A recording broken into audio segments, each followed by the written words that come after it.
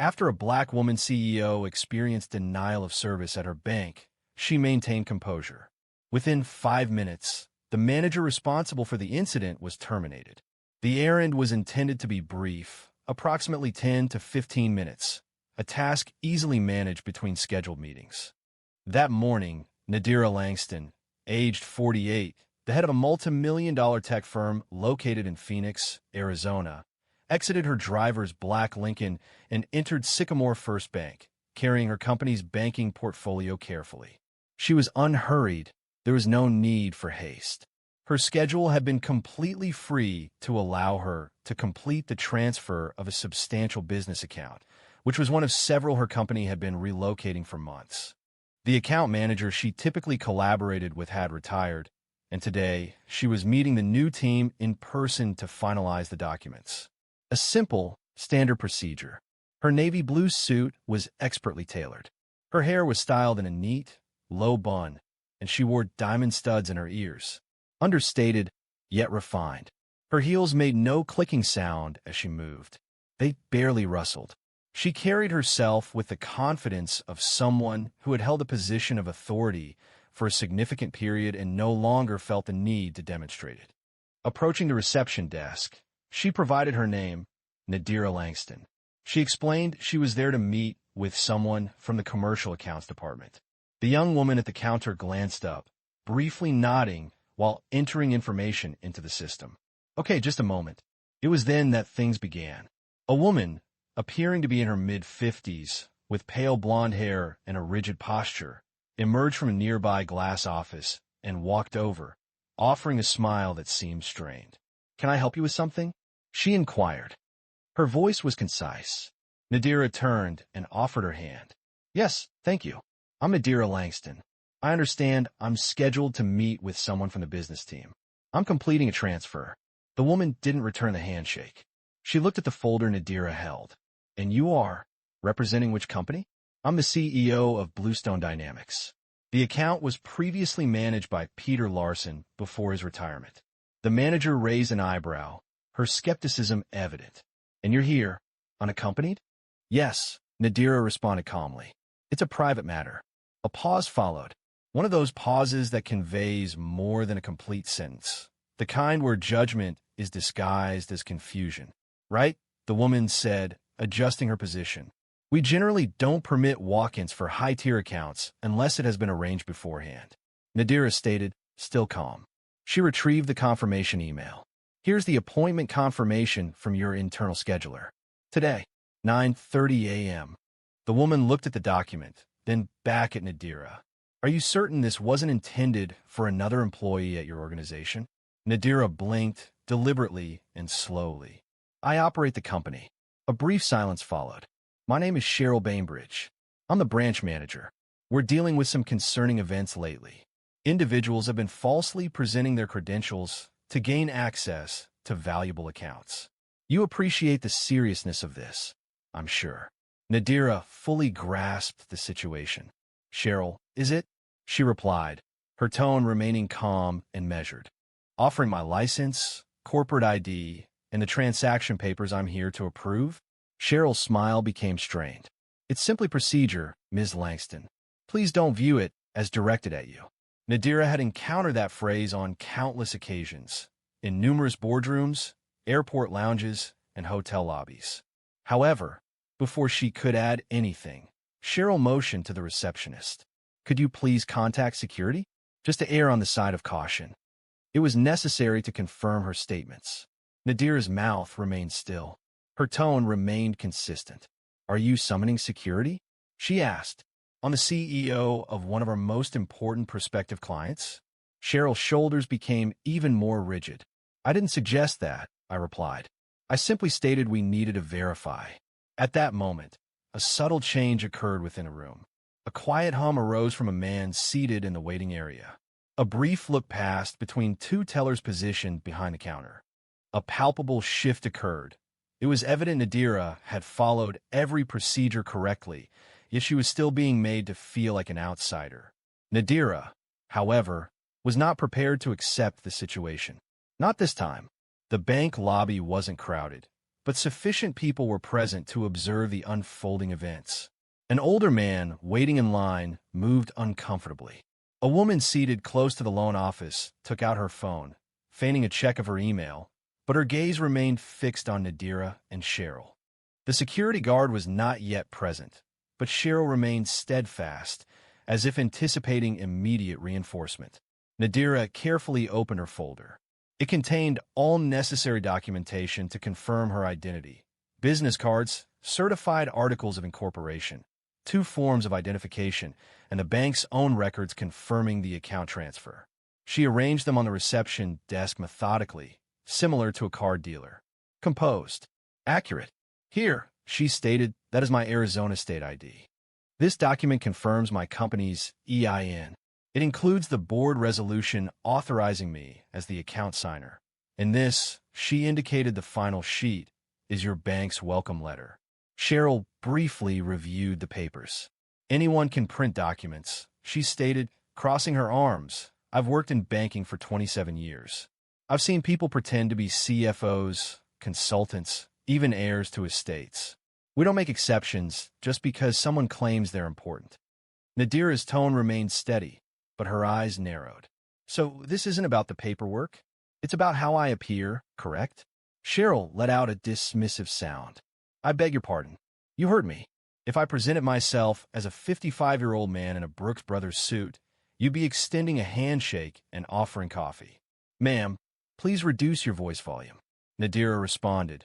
My voice is already subdued, her words sharp and clear. I am the CEO. You have reviewed the documents. You know my name.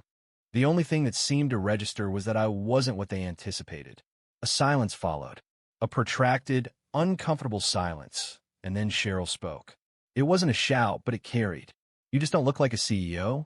The statement lingered, heavy as smoke after a match. Someone inhaled sharply. Another person murmured, did she really just say that?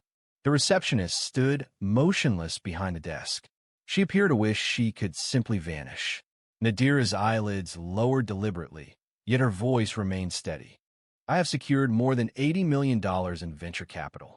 I have spearheaded 3 product launches.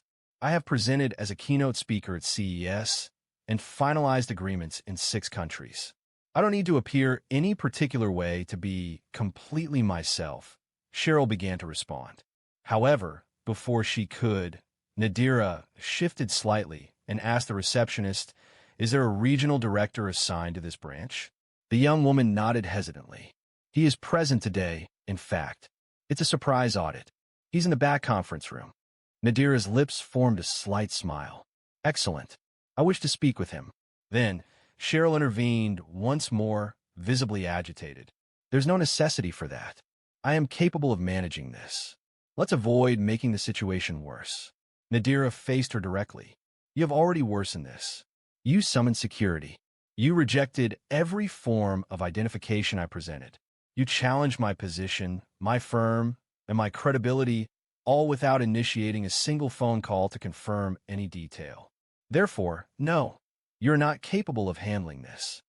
The room fell silent. The receptionist lifted the phone and initiated a call to an internal extension. Mr. Dorsey? She inquired. There is someone present requesting to speak with you. Her name is Nadira Langston from Bluestone Dynamics. A brief hesitation. Yes. All right. I will inform him. She ended the call and turned to Nadira, her eyes displaying surprise. He is on his way out now. Meanwhile, Cheryl remained unaware of the significant misjudgment she had made. The door situated at the rear of the bank swung open, and a tall man, dressed in a charcoal suit, emerged. He moved with a brisk, purposeful stride, alert but not hurried.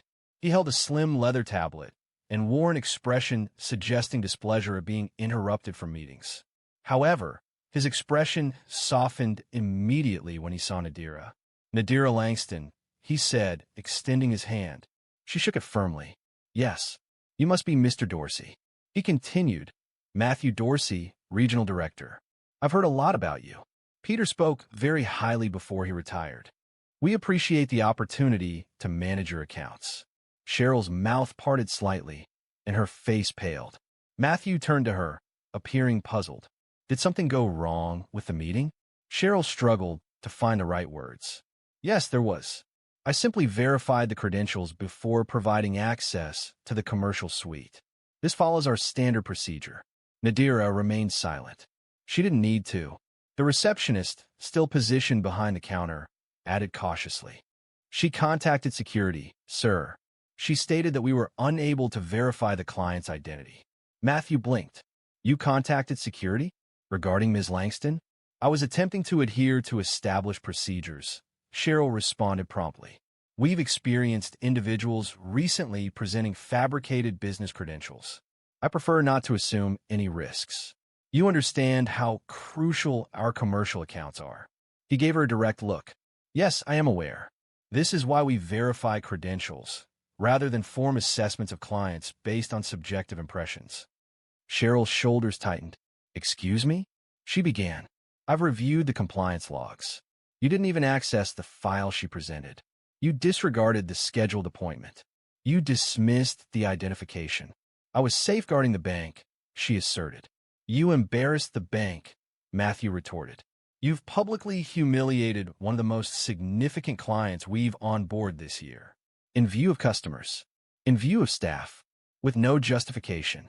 A security guard finally arrived at the front entrance, his radio clipped to his belt, meticulously scanning the room, as if anticipating trouble.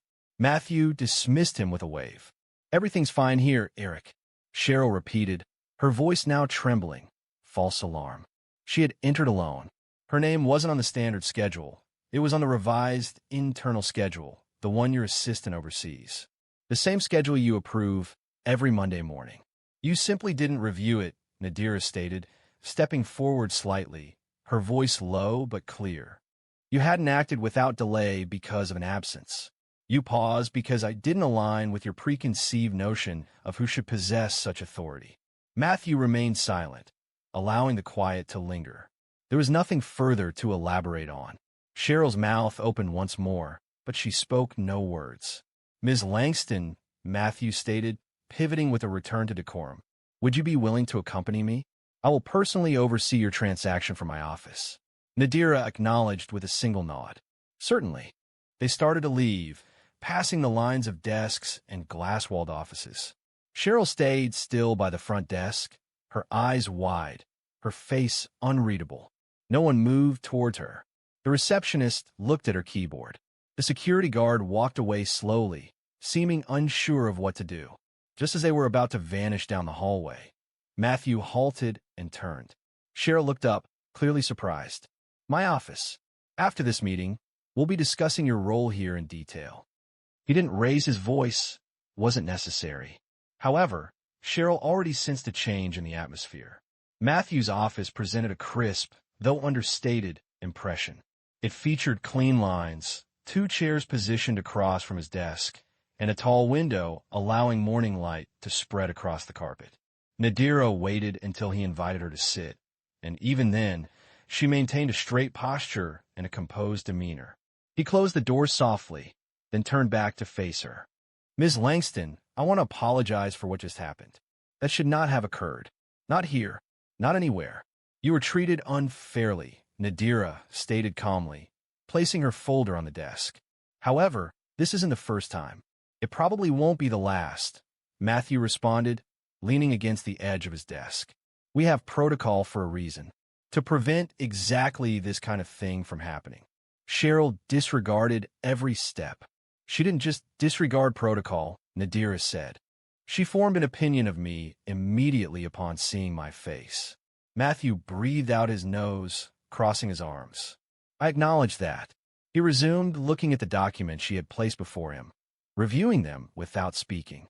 He wasn't hurried. He was carefully considering everything. Everything is in the correct order, he stated. I never questioned it. However, I do want to inquire. Did she allow you any opportunity to provide an explanation before summoning security? Not really, Nadira responded. She recognized my name, saw my face, and heard my title, yet still inquired if the appointment belonged to another person. Matthew rubbed his jaw. That will present a challenge for her. A significant one. Nadira inclined her head. I didn't intend for anyone to lose their job. I am aware of that.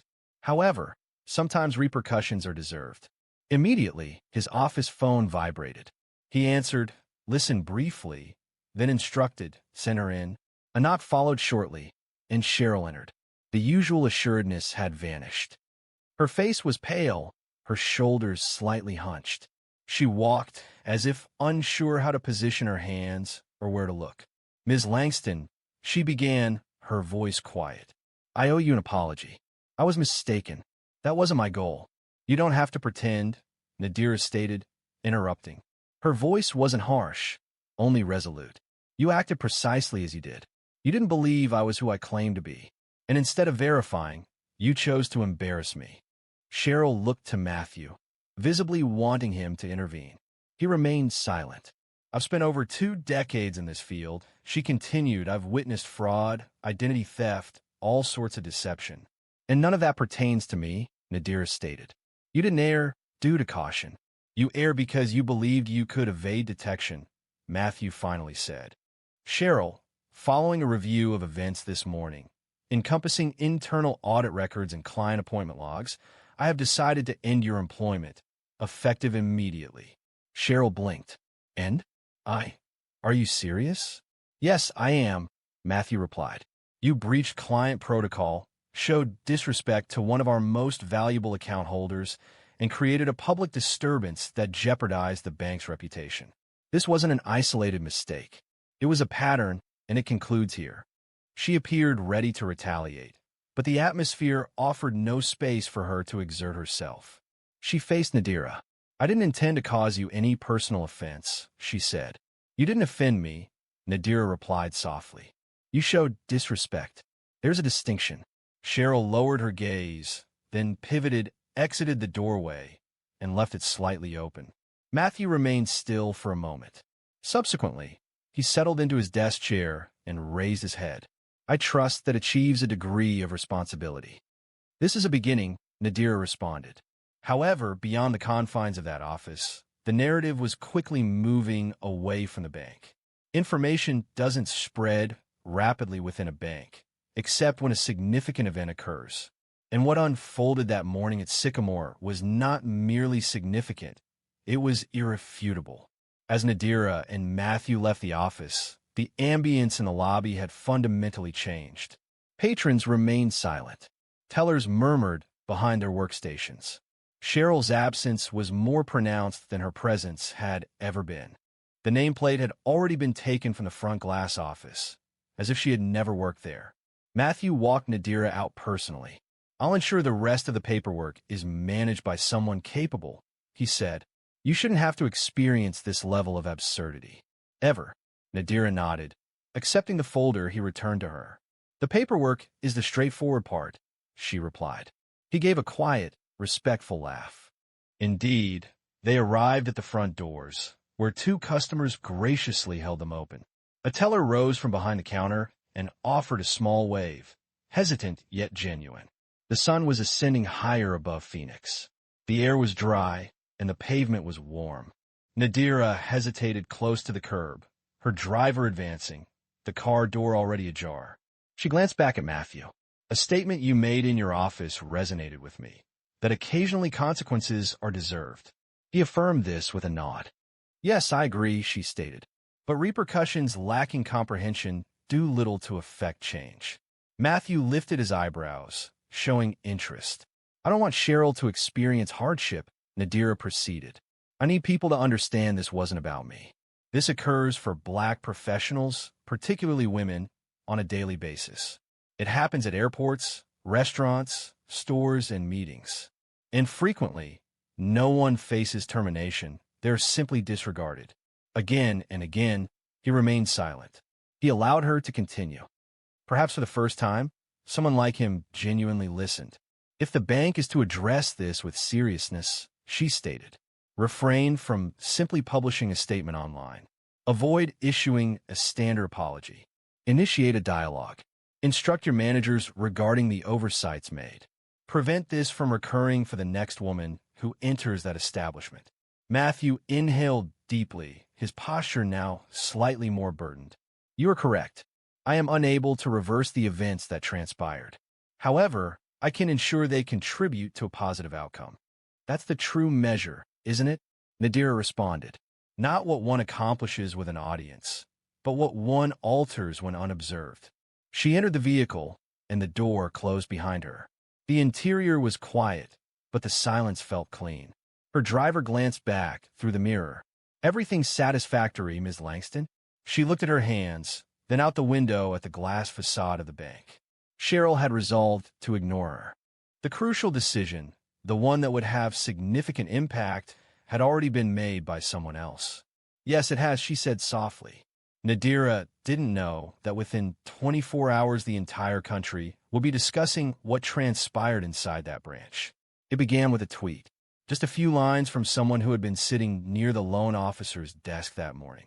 Just witnessed a black woman CEO get denied service at her own bank.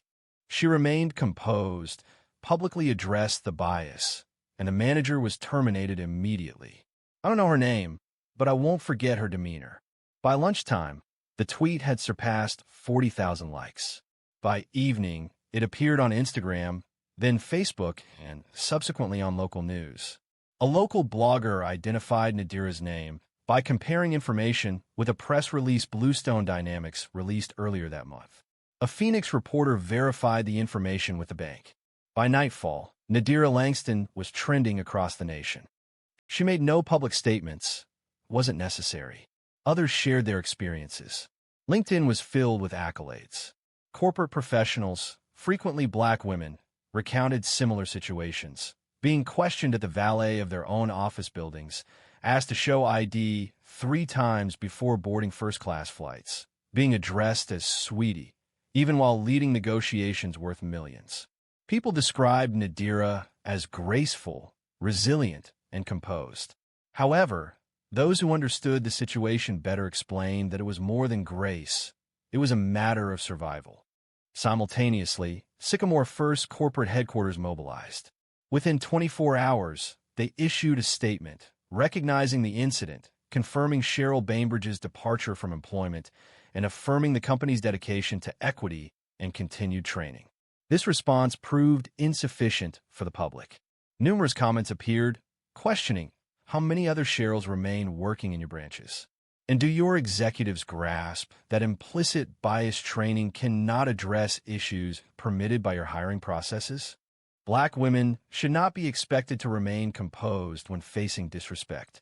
Nadira made no public statements regarding the situation until 3 days later when she consented to an interview on a podcast hosted by a longtime friend and business strategist, Leona Bates.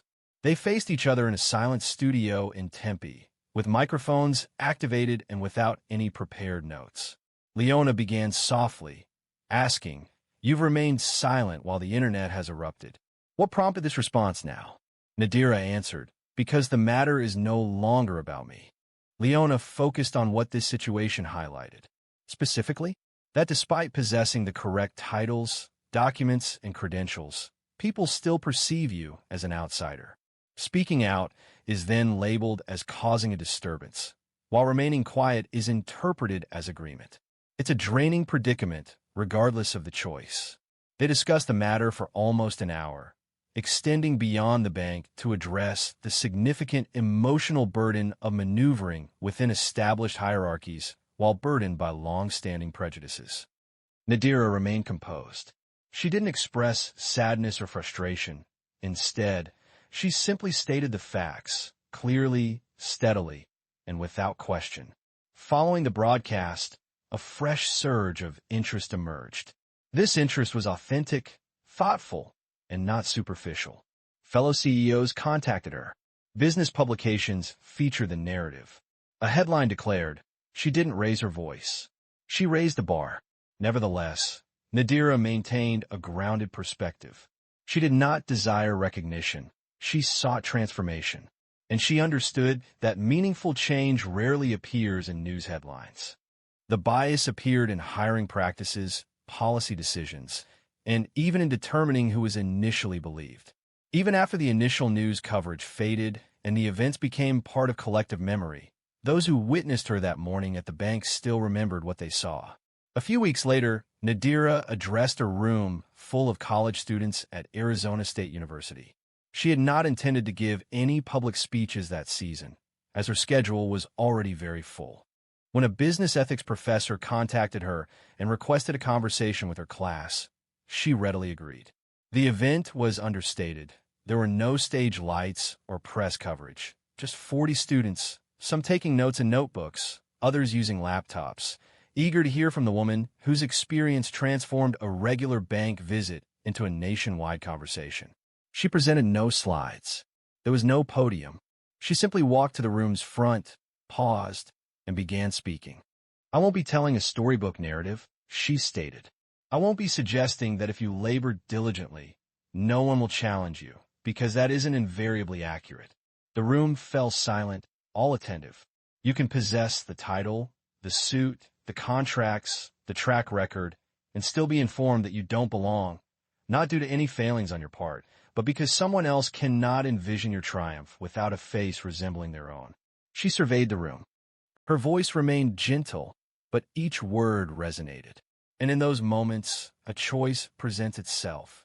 Do you contract to ease their discomfort, or do you maintain your full presence, even if it creates tension in the space? A young man seated in the front row raised his hand. He asked, "How did you manage to remain composed during that experience? Weren't you feeling anger?" Nadira responded with a slow nod. "Naturally, I was.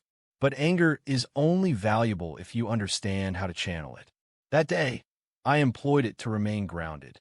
I employed that tactic to ensure she couldn't dismiss me without looking me in the eye while doing it." Another hand then rose, this time from a young woman. "What advice would you offer someone just beginning, who hasn't developed a resume like yours?" Nadira hesitated. "Recognize your value before anyone else attempts to define it for you. And if they try to diminish you, speak regardless, even if your voice trembles." There is a certain quality to her delivery, as if she were addressing herself as much as the listener. Following the presentation, students formed a line to express their gratitude. Some simply desired to shake her hand. Others sought guidance. One young woman, speaking softly, shared, "I'm studying engineering. I'm considering dropping out. I didn't believe there was a place for someone with my background." Nadira responded, making direct eye contact, "There is. And if there isn't, create it." That evening, back in her office, Nadira found herself alone at her desk, enjoying a cup of tea. Her inbox remained full. Her phone continued to buzz. The excitement hadn't fully subsided. She understood that the public's attention would fade. However, certain individuals would retain the memory. The students, the customers present in that bank lobby, the employees who witnessed a manager lose her position due to someone's unwillingness to yield. And perhaps, in the future, when a woman like her entered a place where she wasn't anticipated, she might be greeted instead of questioned. She might be respected, all because of one moment, one voice, one refusal to remain silent. If this story resonated with you, even slightly, please share it. Change doesn't always begin with prominent demonstrations or widespread media attention. Occasionally, it originates with a composed, persistent voice that states, "This isn't right." Judge Holbrook and those present in the courtroom initially believed she was merely a disoriented elderly woman. However, she quietly presented her bar card and systematically refuted the case before their eyes. "Do you comprehend the charges against you? Or should we proceed more deliberately?" Judge Morris Holbrook's tone held a barely concealed hint of amusement. He reclined in his high-backed chair, folded his arms, and looked down at the elderly woman standing alone at the defense table. His voice held the same condescension he directed at blustering defendants who believed they could best him in argument. However, this wasn't a volatile young person with loose trousers and a defiant manner.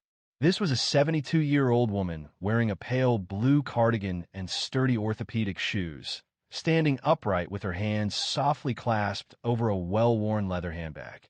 Alma Vernice Whitaker faced charges of obstruction, disorderly conduct, and resisting arrest stemming from a protest 2 weeks prior at Bakersfield City Hall.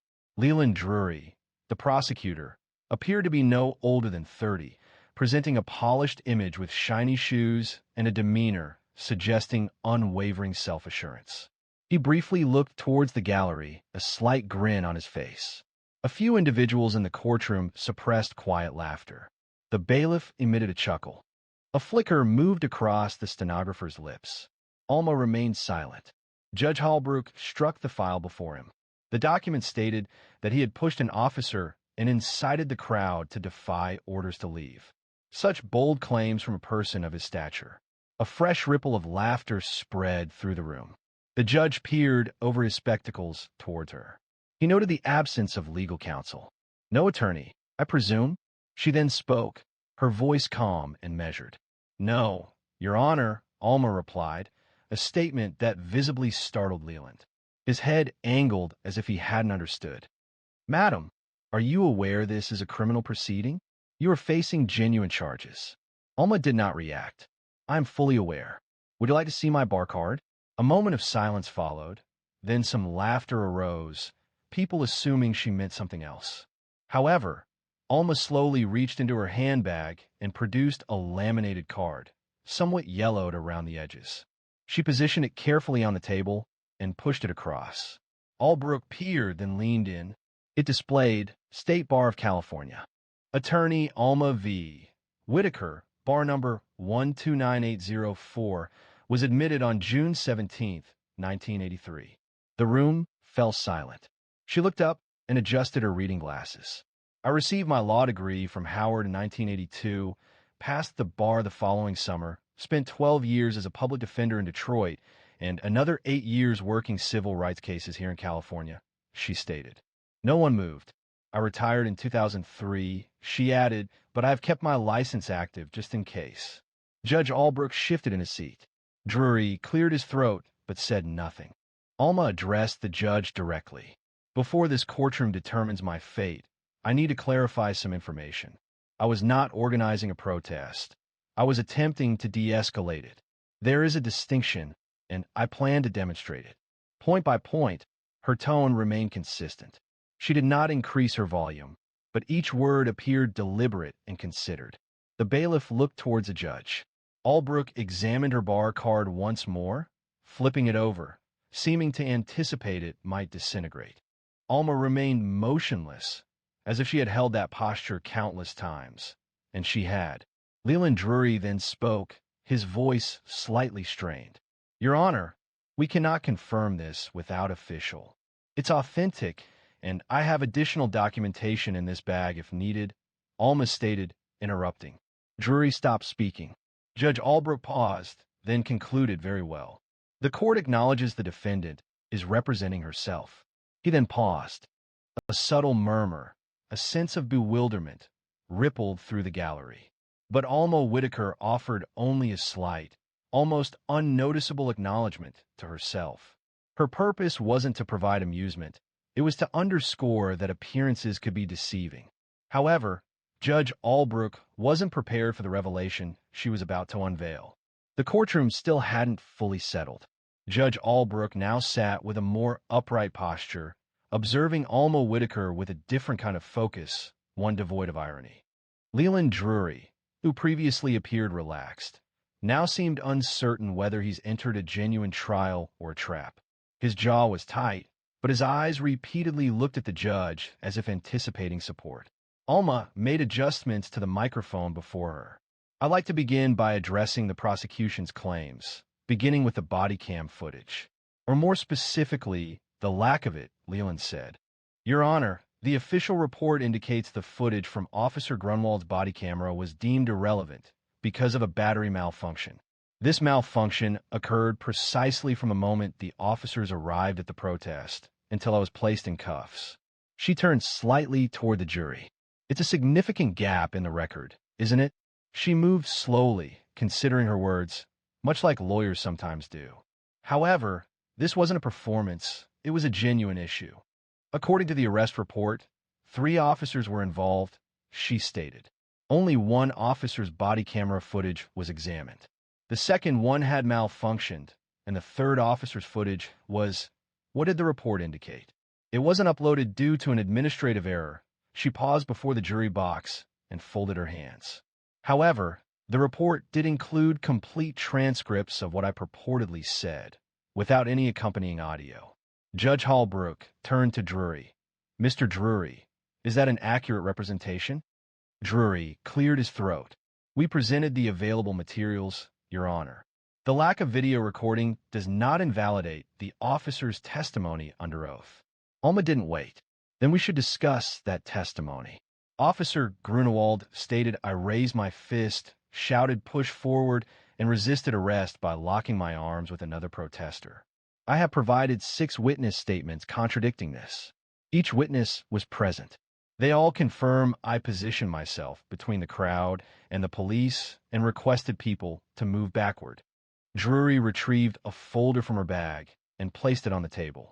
She also stated a request had been submitted for a subpoena of Officer Grunewald's prior complaints, noting there were 3 related to misconduct during public gatherings, all of which had been dismissed quietly.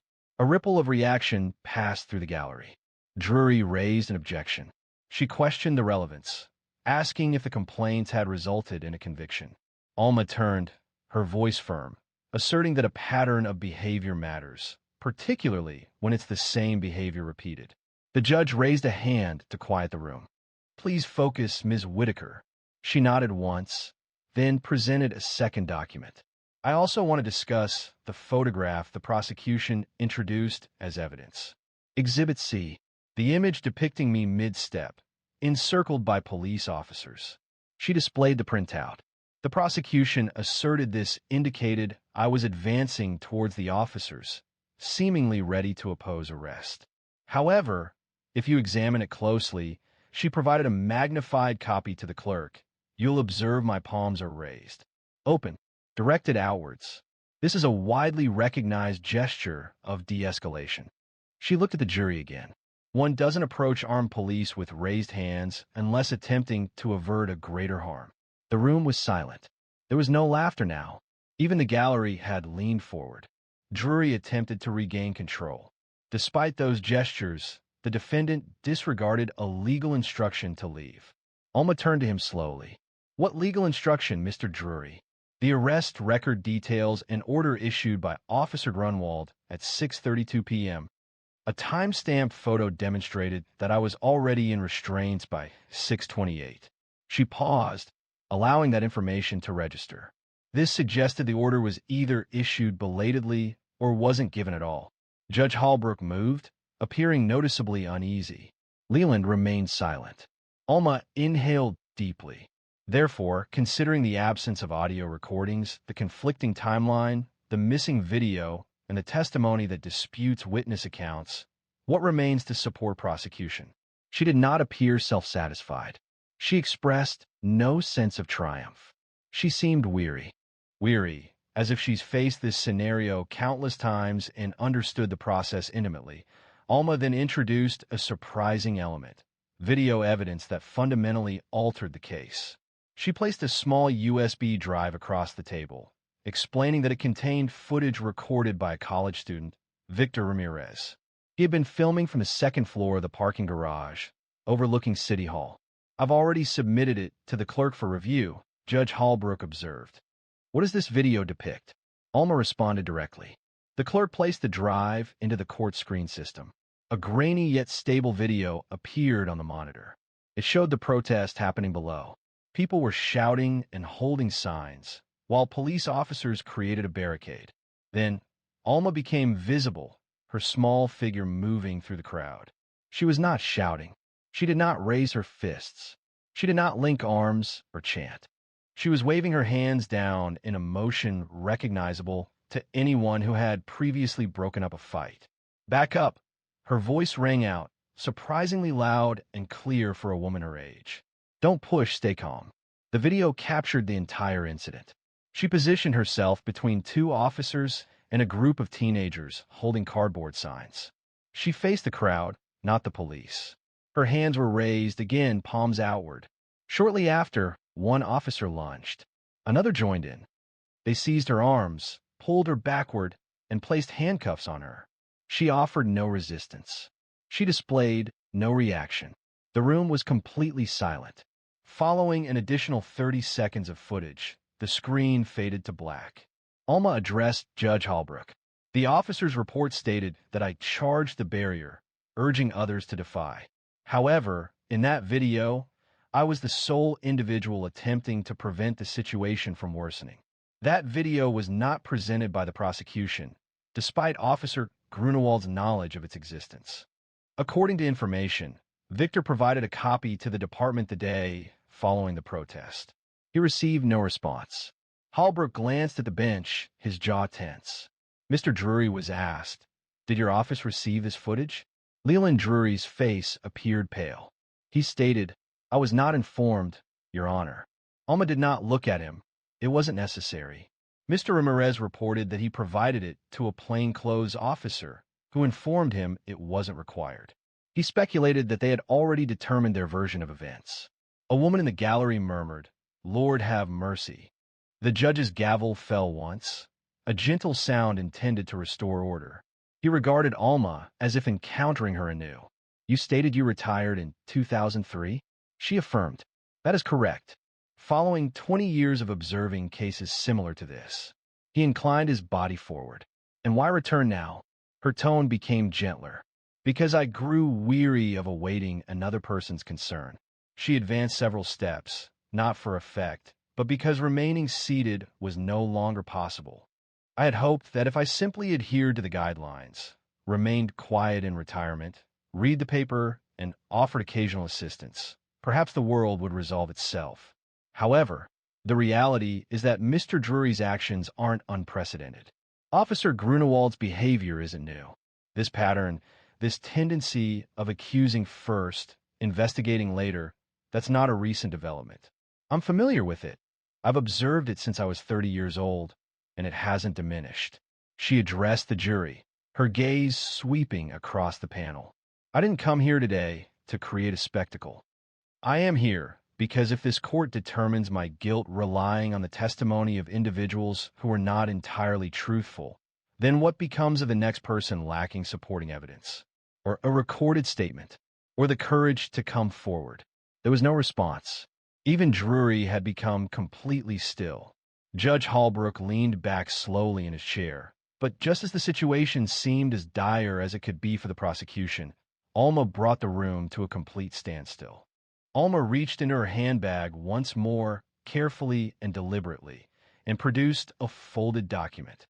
It appeared unassuming, lacking a prominent legal stamp or highlighted sections, simply a standard police transcript printed on regular letter paper. "I'd like to read something into the record," she stated calmly, from Officer Timothy Bragg, who was present that afternoon but not called as a witness. Judge Holbrook scrutinized her. "Was this statement presented to the court prior to today?"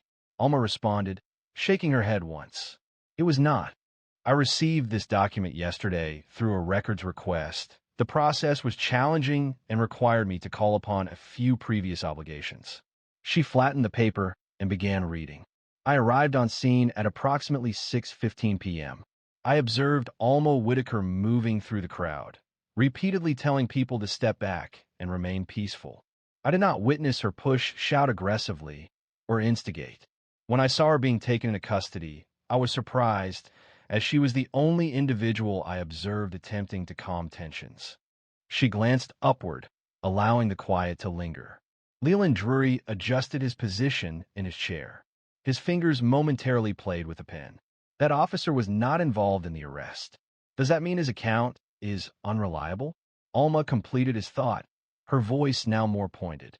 "Then why wasn't his name mentioned in the witness list provided by your office, not even as an addendum? You state your pursuit is of the facts, Mr. Drury, yet the facts that dispute your narrative are discreetly omitted." The judge asked, "Mr. Drury, can you confirm whether Officer Bragg was interviewed during the investigation?" Drury paused. I'd have to check the original intake file." "There's no need," Alma stated. "I verified. He submitted his statement the night of the arrest. It was signed, time-stamped, and remained unreviewed, unmentioned." She approached the jury once more. This case was never about disorder. The aim was to make an illustration of an individual who appeared harmless but refused to conform. She indicated softly towards the screen, which remained dark from the preceding video. They hadn't anticipated someone like me would speak. And after I did, they attempted to characterize me as disruptive. That term is employed when people are reluctant to acknowledge their discomfort with being questioned. A juror, a man in his 60s with a neatly trimmed beard, massaged the bridge of his nose and glanced downward. The others watched Alma intently, their attention complete. Judge Hallbrook appeared weary, not due to Alma, but because of the situation unfolding before him. Your Honor, she spoke quietly. I request that all charges be dismissed based on procedural misconduct, incomplete evidence submission, and the suppression of exculpatory testimony. The judge remained silent for a moment. He clasped his hands and looked at the bench, tapping one finger in a steady beat. The courtroom held its breath. Alma remained silent. It wasn't necessary. Eventually, Hallbrook raised his head. I will consider the request and reconvene following a brief pause, he stated. Alma acknowledged his words with a nod and returned to her place. Her hands were firm. There were no written notes, no additional legal representatives, no elaborate ceremony, only years of practice, and a resolute conviction that truth held significance, even when others were unwilling to acknowledge it. As the courtroom cleared for recess, Leland Drury hesitated before rising. He remained in his seat, appearing as someone who had just understood they'd brought a spoon to a gunfight. When Judge Hallbrook attempted to regain control of the proceedings, Alma took an action that quieted the entire room. Upon resuming, the atmosphere had noticeably changed. The laughter and knowing comments had disappeared. Even those in the gallery sat more upright and silently, as if drawn into something more serious than anyone anticipated.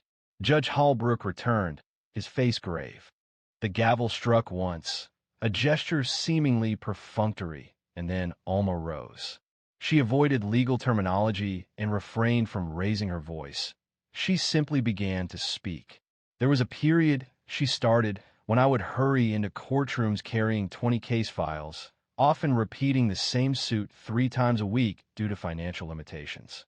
This occurred in 1987, in Detroit, at the public defender's office on East Grand Boulevard. Her voice remained steady, yet it carried an underlying sense of weight. I recall representing a 17-year-old, Ronaldo Briggs, who had been arrested because he fit the description of a purse snatcher. He was on his way home from school, carrying a trumpet case. The officer stated that he appeared nervous. One understands what nervous signifies when you are young, black, and walking alone. The courtroom was silent. The prosecution presented no purse, no eyewitness testimony, and no confession. The only evidence was that he attempted to flee when 2 officers emerged from an unmarked van. I paused, allowing my statement to resonate. The legal proceedings lasted 5 weeks. For 5 weeks, I sifted through evidence that others had discarded. I found a receipt for a school lunch inside his backpack, showing a timestamp 10 minutes prior to the crime. The police were dismissed from the case. By then, however, Ronaldo had missed his final band competition and lost his scholarship. Not to inflict blame, but to offer a tangible and lasting message. Cases like his remained with me, not because they were unusual, but because they occurred frequently. Too frequently. She inhaled deeply, centering herself. Do you believe I am here today because I enjoy conflict? Because I long for the extended hours and limited tolerance common in courtrooms such as this? She addressed Judge Hallbrook, her tone calm. No, Your Honor, I am here because an unacceptable number of individuals like Ronaldo do not receive a second opportunity. Had I remained silent, had I simply departed when the protest began to escalate, another child might have occupied this seat, a child unable to advocate for themselves. She moved nearer to the bench. I'm weary of feigning that quiet ensures our security. Hallbrook's hands were now clasped, his knuckles pale against the wood of the bench. He remained silent. He appeared as though he desired to speak. Alma redirected her gaze toward Drury. You're young? She asked him without harshness. Perhaps you still believe the system is equitable until demonstrated otherwise. However, that's inaccurate. The system is imperfect until someone insists on something superior. That's the duty. If you are unwilling to accept that responsibility, "Then this is not the appropriate venue," Drury said, his face reddening. He remained silent, unable to answer. Alma went back to her place. The quiet persisted.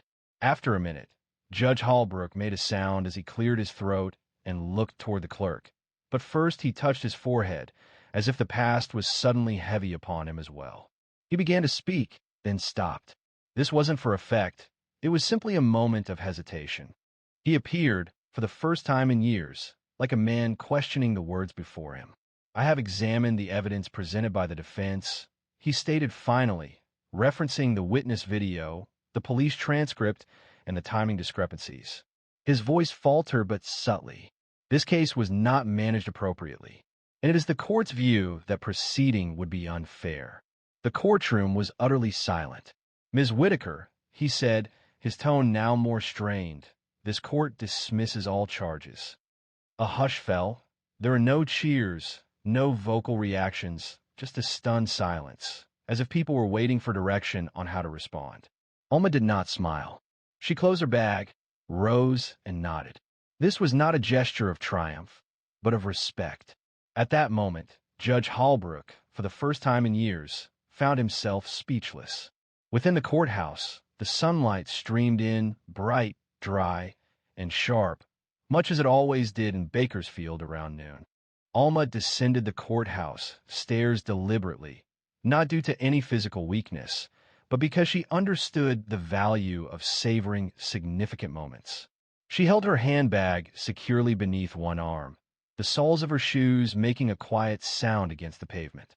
Journalists waited expectantly on the sidewalk, their cameras already recording, microphones extended like lures. Many of them hadn't been present when the trial commenced. News had circulated regarding the retired black woman who entered the courtroom unaccompanied and emerged with the truth. "Ms. Whitaker, are you considering legal action against the city? Did you anticipate the case's dismissal? Do you identify as an activist?" She remained silent, not to evade attention, but because she had already spoken her piece, and that courtroom had been her sole intended audience. A small group of people waited for her at the foot of the steps. They weren't journalists. They were younger, late teens, perhaps early 20s, wearing hoodies, carrying backpacks, and sporting worn sneakers. Alma recognized one of them as Victor Ramirez, the student who had filmed the video. He kept his phone lowered, no longer recording, simply observing her. A young woman moved forward. She appeared to be just out of high school, her eyes bright and nervous. "Ms. Whitaker," she said, I hope to be a lawyer someday, like you." Alma smiled for the first time all day. She offered a small smile, indicating her attention. The girl continued, "That was the first time I saw someone actually win in court like that. You didn't just fight. You taught." Alma met her gaze directly. "Then remember what you saw, because it won't always look that way. Most days it'll feel like pushing a brick wall uphill with your bare hands, and no one will applaud you. But you push anyway." Victor then spoke. "The system had never anticipated someone like you possessing the ability to retaliate." "I understand," she replied softly. "They relied on it." A different boy interjected, "Could we learn from you? Perhaps by observing you closely, or conducting an interview, or something similar. You've witnessed events we've only read about."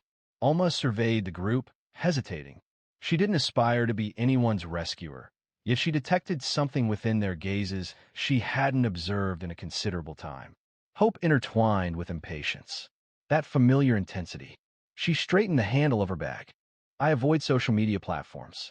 While I don't maintain a website, I still retain the ability to teach. Please bring your questions, and I'll provide the coffee." The group responded with quiet laughter. Victor's eyes lit up. Behind them, Judge Holbrook stood at the top of the stairs, observing everything. He was not accompanied by deputies at this time. He wore a blazer and a loose tie instead of a robe. For a brief moment, he seemed poised to speak, but then he remained silent. He observed Alma disappear around the corner with the children, her form gradually diminishing in the late afternoon sunlight.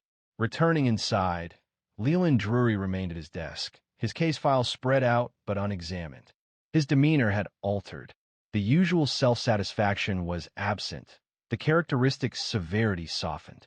He looked at Alma's bar card resting on the bench, momentarily overlooked. Then, he reached for it, not to challenge it, but to review it. That name, that date, that accumulation of experience. The courtroom stood deserted now, yet something had changed within him. Perhaps not enough to alter everything immediately, but potentially enough to make him reconsider in the future. For the first time, he had witnessed the distinction between winning a case and truly comprehending justice. However, what Alma subsequently conveyed to those kids provided them with something beyond legal counsel. It offered them a foundation for hope. The diner on Union Avenue was nearly empty when Alma sat down with the kids that evening. She selected the booth by the window, the very one she'd occupied years ago when she used to meet with apprehensive clients who lacked confidence in courtrooms.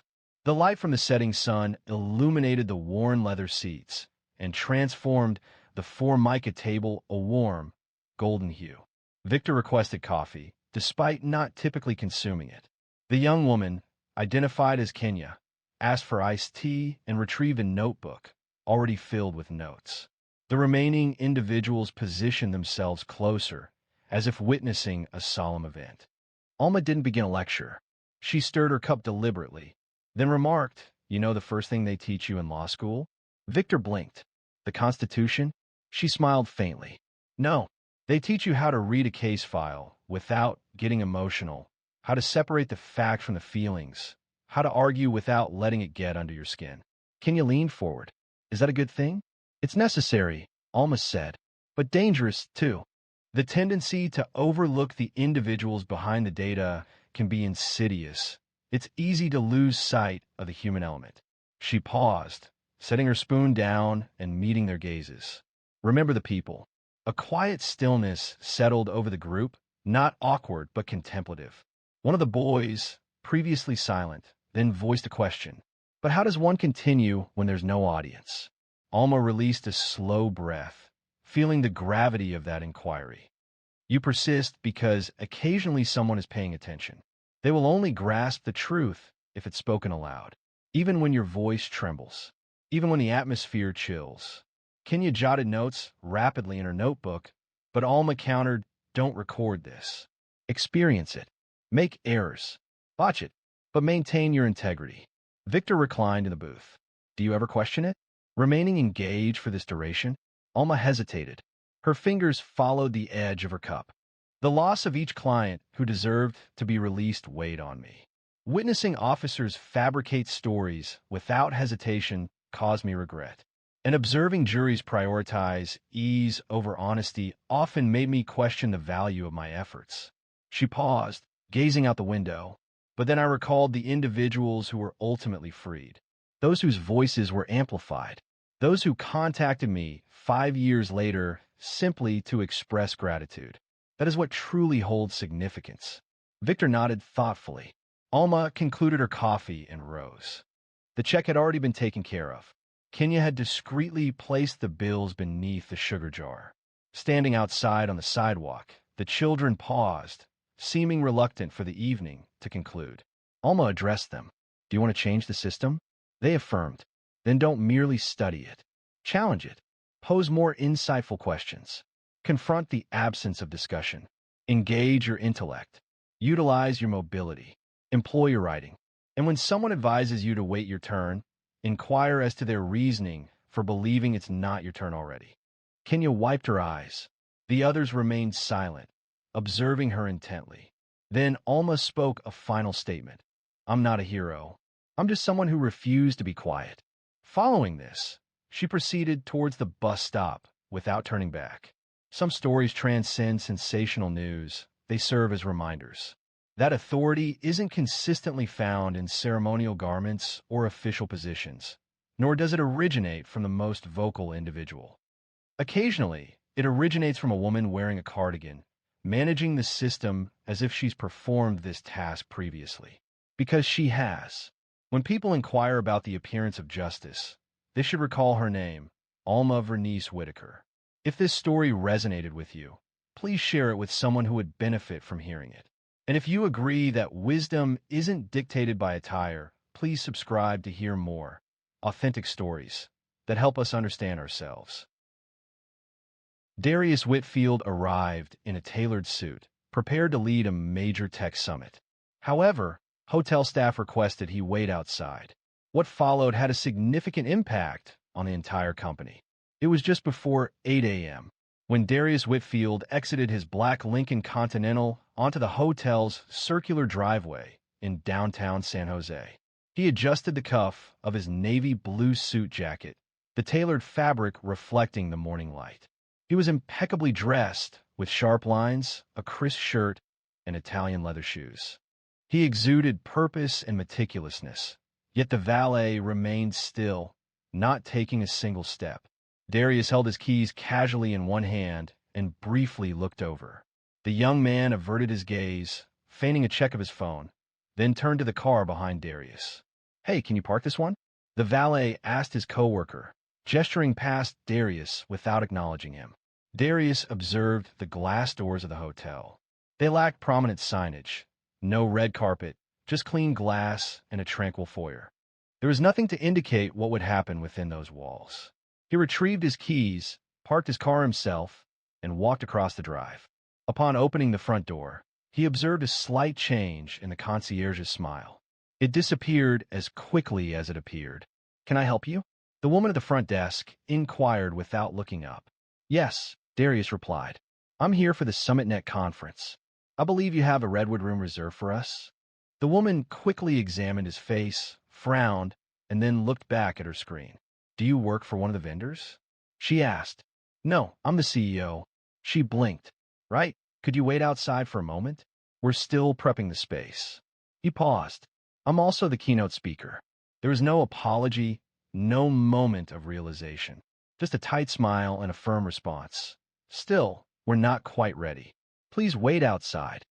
A colleague, a young man wearing a blazer and with a walkie-talkie attached to his belt, emerged behind her. He scrutinized Darius from head to toe, as if verifying his credentials. "Are you with security?" he inquired, speaking quietly. "I am Darius Whitfield." Darius responded calmly. "The conference you're holding today? I manage it." A brief pause. The man then angled his head towards the entrance. "Please wait a moment, sir. We will find someone to escort you." Darius exhaled slowly and deliberately. Attendees began to gather. Several initial investors were among the first to arrive. A white man wearing a gray plaid suit was immediately met with handshakes and friendly expressions. He wasn't asked to wait in the lobby. Darius noticed him, but the man seemed to hardly acknowledge him and proceeded through the lobby, accompanied by the same staff who had previously requested Darius to wait outside. The hotel doors closed behind him with a quiet hiss. Darius now stood again just outside the main entrance on the pavement. He glanced at his watch. The time read 8:09. His presentation wasn't scheduled for another 51 minutes. He possessed time. However, an unsettling sensation stirred within him. It wasn't anger, it was something more profound. Across the street, a mother guided a stroller toward the coffee shop. A bus emitted a hiss as it halted at the corner. Life continued its course, and yet Darius remained stationary. A mature man who had established a company from its foundation, feeling as though he was an outsider due to his appearance not aligning with preconceived notions. His phone vibrated in his pocket. "Boss," the voice of his assistant, Jalen, spoke. "Just checking. Did they greet you yet?"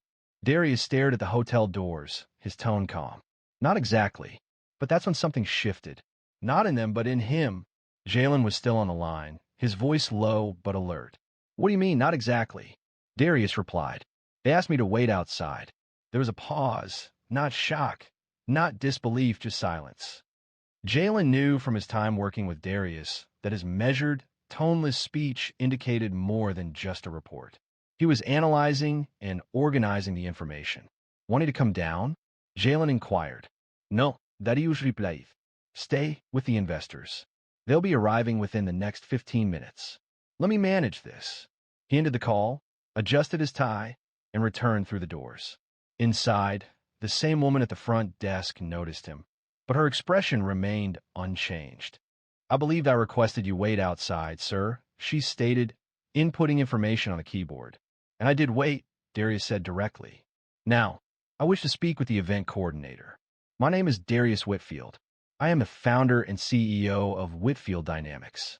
We reserve the Redwood Room and 2 floors of your suites for this conference. This time, she made direct eye contact with him. However, there was no apology offered, just a brief hesitation, as if she was assessing whether this was a joke. Mr. Whitmore, was it? Whitfield. A pause. She turned to the young man in the blazer. Can you call Gina from events? The man nodded and walked off. Simultaneously, a bellhop wheeled by with a luggage cart stacked with briefcases. Darius stepped aside and caught a glimpse of 2 of his board members stepping out of the elevator, each with branded SummitNet conference badges clipped to their suits. They greeted a hotel manager who seemed to have appeared suddenly to shake their hands. Darius subtly raised a hand, seeking acknowledgement. The manager briefly looked at him, paused, and then looked away. Ma'am, Darius stated calmly, refocusing on the front desk. Let me repeat this. I'm not a guest. I'm not affiliated with security. I'm not making a delivery. I'm the cause of these people being here. I orchestrated this entire summit. I brought 60 of the most influential investors in West Coast tech into this building today. The woman began to speak, but the man holding the walkie-talkie returned before she could utter a word. She's on her way, he announced. Following a brief silence, he inquired, You're really the CEO? Darius offered a subtle smile. I didn't just build this company, I financed it. I wrote the first line of code. I signed a contract with this hotel. And I chose this location because I believed in the idea of professional courtesy. Both individuals looked at him. He continued, I've got $5 billion under management. I was nearly ready to believe you could assist with that. The ensuing quiet felt unusual. It wasn't a reaction of doubt. It was awkwardness. The woman at the reception desk moved, appearing hesitant. Before she could respond, Gina from events entered the lobby quickly, carrying a folder and already speaking. Mr. Whitfield, I sincerely apologize for the delay. We weren't notified of your arrival. Please come with me. The Redwood Room is prepared and coffee is being served. The investors are already assembling. The same staff who had requested he step outside now retreated, as if dividing water. Darius followed Gina past the desk, past the man with the walkie-talkie, and past the woman whose face was flushed now. Whether from embarrassment or an unknown reason, he remained silent. Explanation was unnecessary, because their misunderstanding wasn't a man attempting to enter a place where he wasn't welcome. What they overlooked, what they were unwilling to acknowledge, was a man who held ownership of the space. Remaining silent, allowing them the opportunity to adjust their actions, they did not. However, what followed would not be a demonstration of anger. Instead, it would serve as a lesson in remembrance, and Darius possessed a remarkable memory. The Redwood Room was located at the rear of the hotel's conference wing, beyond a hallway adorned with abstract artwork and subdued carpeting. Within, the lighting had been lowered in preparation for the initial presentation. Chairs were arranged in rows, a podium displayed the SummitNet logo, and a side table held bottled water and elegant name placards. Darius quickly surveyed the room. Jalen was positioned at the front, adjusting sound levels with the AV technician. Investors were arriving, engaging in hushed conversations over coffee. Unbeknownst to everyone, something had occurred in the lobby. He didn't proceed to the podium, not yet. Instead, he entered a side room, the private lounge reserved for speakers, and shut the door. He then retrieved his phone. Tammy, he exclaimed as his head of operations answered. We're moving the summit. There was no surprise audible on the other end. Tammy was accustomed to this manner of communication. Today? She inquired. Right now, he replied. You want to relocate 50 people with less than an hour's notice? Not want. Need, he corrected. She refrained from questioning further. You want me to call the Fairmont or the Hayes? Hayes, he stated. I want every investor redirected there. Make sure they understand this isn't a scheduling issue. It's a matter of principle. I will provide further details when appropriate. Please cancel the remainder of our reservation at Willow Creek Manor. Suites were included. If there's resistance to releasing the booking, please charge any associated penalties to me directly. Tammy released a slow breath. Acknowledged. Contact Jalen as well. Instruct him to postpone the opening and redirect the guests. Subsequently, Darius concluded the call. There was no raised voices, no abrupt phone placement, only decisive action, efficient and straightforward. He observed his image reflected in the lounge's dark glass window. He felt neither justified nor triumphant. He simply felt weary of entering spaces where people perceived everything about him except his true self. A gentle knock sounded. It was Jalen. Shall we review the slides? Darius declined. Plans have changed. Jalen looked surprised. Are we departing? I'm already handling it. It took a moment, but then Jalen understood. They hadn't attempted to rectify the situation, had they? No. Should I inform the board? I'm taking care of it directly. Please ensure the guests proceed. No one was to acknowledge the hotel on departure. Within minutes, Jalen was discreetly communicating the situation through subtle handshakes and nods. Emergency relocation, he murmured to one group. We've got a superior setup just a few blocks over, he informed another. Mr. Whitfield will provide details. Simultaneously, Tammy was contacting the Hayes, securing their backup venue, arranging staff, transferring AV equipment, and lunch catering. Darius revisited the Redwood room a single time, returning to retrieve his notes and laptop. A hotel manager then emerged, his expression strained, holding a folder. Mr. Whitfield, I'm informed there was an error at the front desk earlier today, and I want to offer a personal apology. It was never our aim to cause offense. Darius interjected smoothly. You simply demonstrated a lack of standards. This isn't a matter of pride. It's about expectations. The manager appeared taken aback. Is there a way we can rectify this? Darius closed his laptop case and looked at him. You had your chance. He didn't raise his voice. He didn't need to. The only thing louder than outrage is absence. The room, moments earlier filled with leading investors, was emptying quickly. As Darius left through the same lobby where he's been instructed to wait, he noticed the desk clerk watching him, her lips pressed tightly. The young man with the walkie-talkie had disappeared. He continued walking. A black SUV was waiting outside.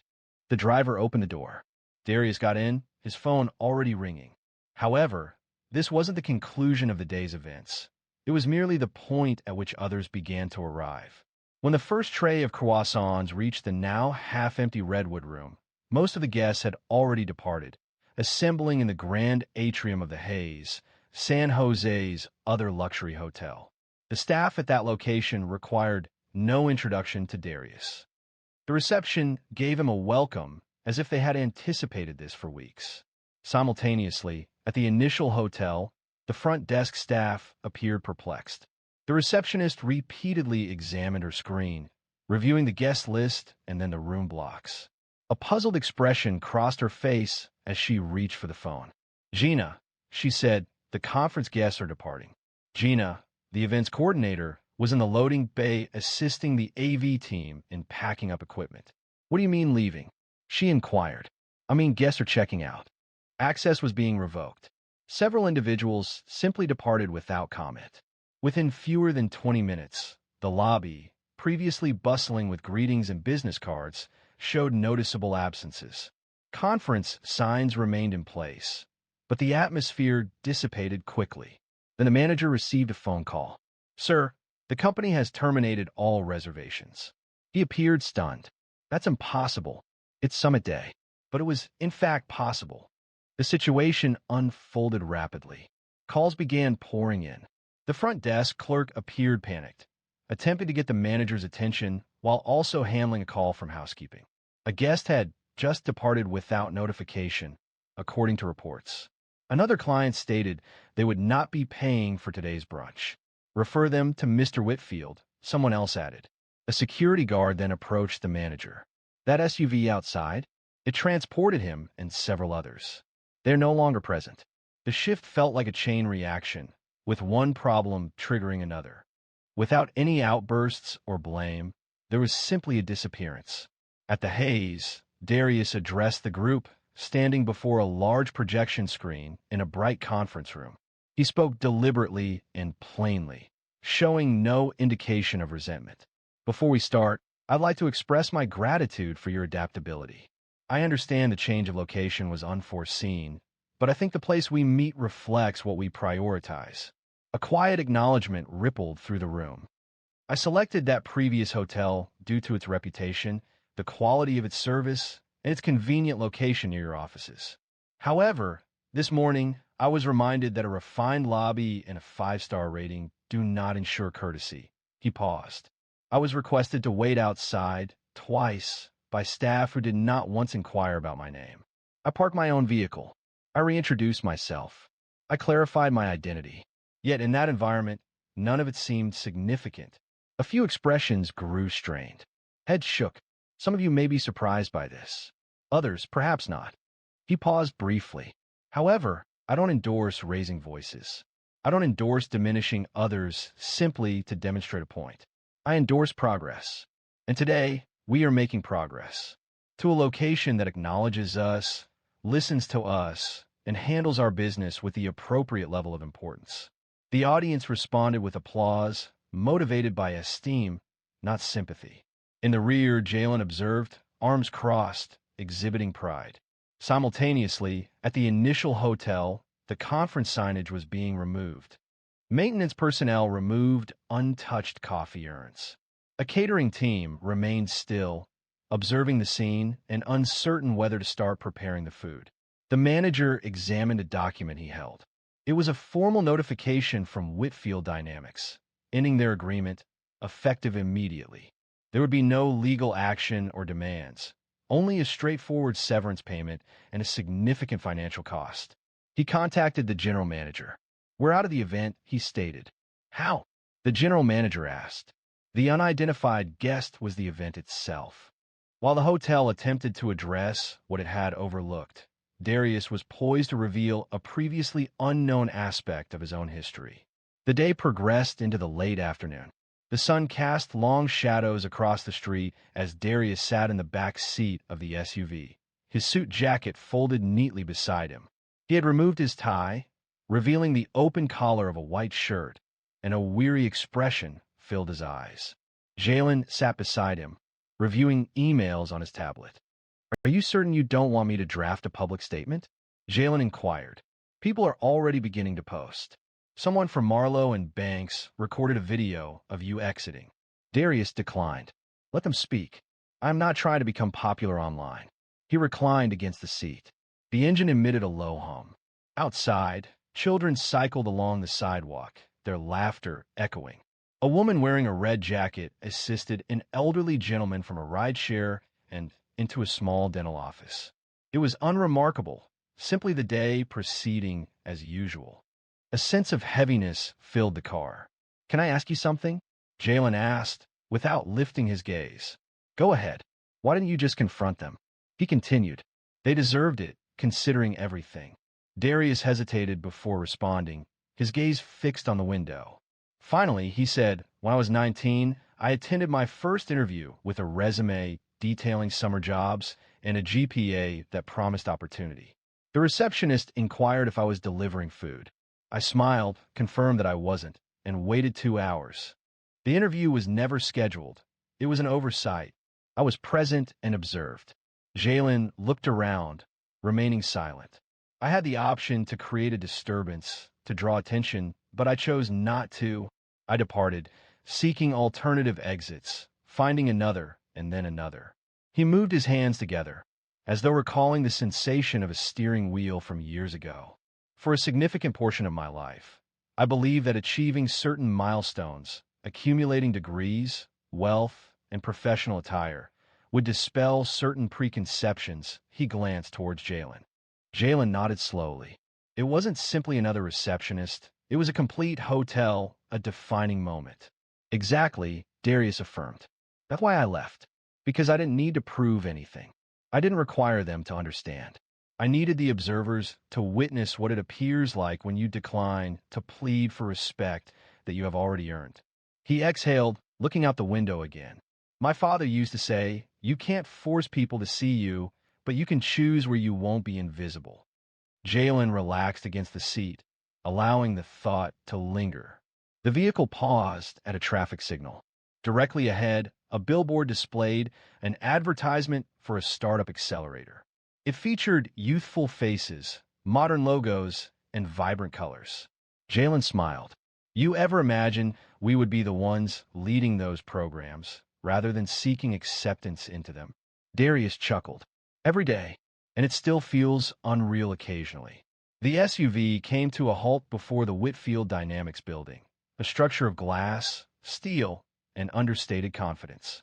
Upon exiting, the lobby receptionist waved, already summoning the elevator. During the ascent, Jalen initiated conversation. Have you ever considered sharing that story? He asked. The 19-year-old version? Darius replied, perhaps. Not seeking sympathy, but for clarity, because people often assume these incidents are isolated events. A single bad day, a single impolite employee. However, it's rarely about a solitary moment. It's about recurring patterns, repeated, honed, and concealed. He disembarked the elevator, briefcase in his grasp. Addressing problems requires acknowledgement, but it's also possible to demonstrate how to disengage with grace. What Darius didn't understand was that his actions, his silent resistance, were quickly gaining wider attention. The consequences began subtly. They didn't appear in news reports. There was no public condemnation. Instead, there were hushed conversations in meeting rooms. Then, a few emails circulated. By midweek, 3 other companies had discreetly canceled their reservations at the same hotel. There were no official declarations. No demonstrations. We're shifting our strategy. However, the discussions were very specific. Are you aware of what occurred with the Whitfield Dynamics team? We cannot accept that level of risk associated with our reputation. Could you remind me of the alternative venue? The hotel attempted to repair the situation. A regional sales director contacted Whitfield Dynamics, proposing complimentary bookings for the upcoming quarter, complimentary executive suites, and even spa credits for visiting investors. The proposal was not approved. Tammy reviewed it, then closed and marked the email as resolved. Darius did not respond, as trust, once broken, cannot be restored with price reductions. This wasn't a matter of incorrect charges. It concerned the events permitted under supervision. Simultaneously, news of the relocation reached media outlets. A technology news source reported on the sequence of events. It was not a critical piece, but rather a recounting of the timeline, the events, the individuals who witnessed them, and the change in location. A quiet, thoughtful pause followed. However, the narrative circulated through email accounts, then in messaging apps, and ultimately during after-work gatherings where young Black professionals toasted Darius Whitfield. Not for his response, but for his restraint. Because occasionally, the most impactful action isn't a forceful reaction. It's disengaging, as if the situation wasn't worthy of your presence. The Whitfield Dynamics office was silent as Darius presided over a boardroom meeting. He sat at the head of the table, accompanied by 4 senior staff members and 3 partners from a private equity group based in Seattle. An investor spoke, commenting, "We've heard about the switch. People are still discussing it." Darius shifted back a little. "Is that a concern for you?" inquired one of the investors. "Not at all," the man replied. "It actually conveyed more about your leadership style than the slide deck ever did," another investor added. Few possess that level of composure when facing intense situations. That's the basis of trust. Darius offered a subtle acknowledgement, refraining from any display of triumph. The focus wasn't about victory. It was about adhering to fair practices from the outset. Later that evening, he walked the quiet floor of the office, pausing to observe a whiteboard covered with written diagrams, sticky notes, and equations. Jalen was present as well, drinking from a chipped mug. "Did you review the report?" he inquired. "Yes, I did." The detail about the valet's actions was omitted, Darius noted. "They always leave something out," he said. "Doesn't matter," Jalen added. "People understand the situation. Those who needed to know received the message." Darius reviewed the whiteboard. "When we constructed this establishment, I didn't desire it to be ostentatious. I didn't want visitors to feel impressed. I wanted them to feel acknowledged. That's the key distinction," Jalen affirmed. "Do they see you now?" Darius responded softly. "They always recognized me." They simply never anticipated I would be the one authorizing the payments. He turned toward his office, extinguished the lights, and hesitated in the doorway. Let's continue building, he stated. However, before he departed for the evening, there was one more individual Darius needed to speak with, someone who served as a reminder of the importance of moments such as this. The following morning, Darius stood beside the floor-to-ceiling windows of his office, holding a newly brewed mug of black coffee. The sky appeared as a flat silver, creating a sense of quietness and distance. A gentle knock sounded at the door. "Come in," he replied without turning. The door opened. A young man entered. This was Elijah Green, in his mid-20s, intelligent but still inexperienced, a junior analyst at Whitefield Dynamics. He held a folder, seeming hesitant about the timing. "You said you wanted to meet?" Elijah inquired. Darius turned, offering a brief nod and indicating the chair opposite him. Elijah took a seat, placing the folder on his lap without opening it. His gaze shifted, suggesting uncertainty about where to start. I'm aware of what occurred at the hotel," he finally stated. "Some of us were discussing it in the lunchroom yesterday." Darius remained silent, allowing the quiet to linger, not awkwardly, but calmly. "I suppose I simply wanted to inquire, how do you manage to not be affected by it?" Elijah asked. "How do you keep your composure when it's so apparent?" Darius offered a slight smile. "Do you imagine I remain composed?" Elijah hesitated. "Didn't I?" "No, that you replied. I simply didn't reveal it." He placed his coffee down. "You know what they perceived when I entered that hotel. A man present in a location they didn't anticipate. Nothing else held significance. Not the professional obligations, not the agreements, not the convention. Only their own conception of what authority embodies and who doesn't align with it." Elijah moved closer. "Then why not challenge them? Why not expose them publicly?" "Because the world is already aware," Darius explained. "That's not the core issue. The true challenge lies in demonstrating to future generations that you don't require their validation to take action. You don't need their authorization to feel like you belong," Elijah affirmed thoughtfully. "You navigated the situation with composure," he commented. "If it had been me, I'm unsure," Darius continued. "That's the key point. You don't need certainty. You simply need to retain this understanding. Don't sacrifice your dignity because of another person's lack of understanding. If they misunderstand you, allow it.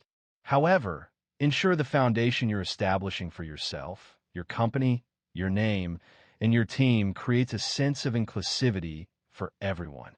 Elijah paused, the sentiment resonating more deeply than anticipated. "That's the essence of leadership," Darius stated.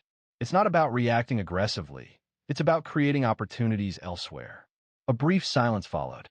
Then Darius moved closer. "Now what's in here?" he asked, gesturing to the folder Elijah had brought. "Oh, right," Elijah responded, seeming to refocus. "It's a new proposal from the behavioral data team. We're incorporating changes based on your feedback from last week." Darius opened the folder and quickly reviewed the first page. "Excellent. Let's schedule a meeting with the team this afternoon." Elijah started to leave, pausing at the doorway. "Thank you," he said. "For what?" Darius replied, "For showing us how to progress." He acknowledged Elijah with a subtle nod. Elijah departed the room. Outside, traffic flowed consistently, as if the world remained oblivious to what had transpired. However, those who had observed would not easily forget. This extended beyond a single man and one hotel. It encompassed all the rooms people enter where someone perceives only a partial truth. It was about the subtle ways authority can exert itself, through initiative, not response. And it concerned altering the established order without accepting the tools offered. If this narrative resonated with you deeply, if it prompted reflection on how you navigate environments not designed for you, please discuss it. Share your thoughts.